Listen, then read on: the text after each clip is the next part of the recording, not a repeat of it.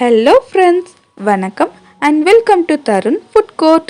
இந்த வீடியோவில் ரொம்ப டேஸ்டியான சௌ கூட்டு எப்படி செய்கிறதுன்னு பார்க்கலாம்.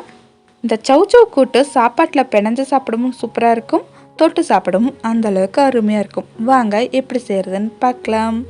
ஃபஸ்ட்டு ஒரு குக்கரில் 1/2 கப் பாசிப்பருப்பை ஒரு 2 தடவை கழுவிட்டு தண்ணி வடித்ததுக்கப்புறமா ஆட் பண்ணியிருக்கேன். கூடவே ஒரு 2 டேபிள் ஸ்பூன் அளவுக்கு கடலைப்பருப்பு, ஒரு 4 பல் பூண்டு சேர்த்துருக்கேன்,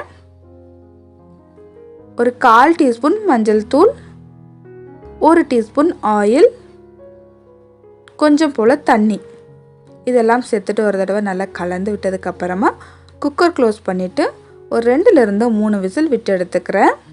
அடுத்ததாக இந்த கூட்டு செய்கிறதுக்கு 3 சின்ன சைஸ் சௌ எடுத்து வச்சுருக்கேன். இந்த காயில் இருக்கிற தோல் சீவினதுக்கப்புறமா இந்த சைஸில் கட் பண்ணி ரெடியாக எடுத்து வச்சுக்கணும். ரொம்ப பெருசாக இல்லாமல் நல்ல ஒரு மீடியம் சைஸில் கட் பண்ணி வச்சுக்கோங்க. அடுத்ததாக நம்ம குக்கரில் ஆட் பண்ணியிருந்த கடலைப்பருப்பு பாசிப்பருப்பெல்லாம் இந்த அளவுக்கு வெந்து வந்திருக்கு. இது ஒரு பக்கமாக இருக்கட்டும். அடுத்ததாக ஒரு நம்ம கட் பண்ணி வச்சுருக்கிற சௌவை ஆட் பண்ணிக்கிறேன்.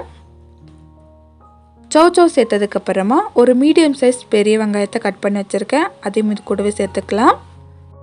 அடுத்ததாக ஒரு மீடியம் சைஸ் தக்காளியை கட் பண்ணி வச்சுருக்கேன், அதையும் இது கூடவே சேர்த்துட்டு இந்த காய் குக்காகிறதுக்கு தேவையான தண்ணி சேர்த்துட்டு ஒரு மூடி போட்டு க்ளோஸ் பண்ணிக்கலாம். இது நல்லா வேகட்டும். இந்த காய் வேகிற சமயத்தில் இந்த கூட்டுக்கு தேவையான தேங்காய் பேஸ்ட் ரெடி பண்ணிக்கலாம்.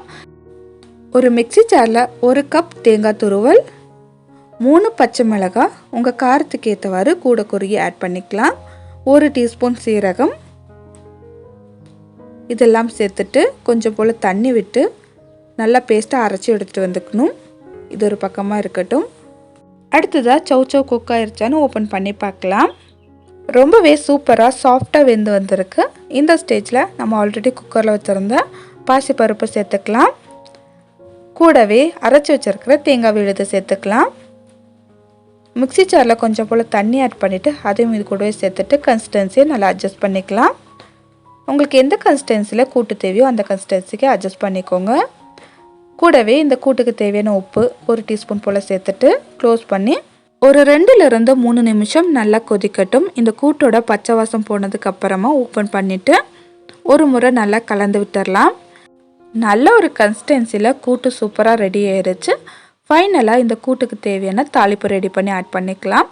ஒரு தாளிப்பு கரண்டியில் 1 டேபிள் ஸ்பூன் ஆயில், 1/2 டீஸ்பூன் கடுகு, 1/2 டீஸ்பூன் சீரகம், 1/4 டீஸ்பூன் பெருங்காயத்தூள், 2 வரமிளகாய், 1 கொத்து கருவேப்பிலை, இதெல்லாம் சேர்த்துட்டு நல்லா கலந்து விட்டதுக்கப்புறமா கூட்டில் ஆட் பண்ணிக்கிட்டோன்னா சூப்பரான கூட்டு ரெடி.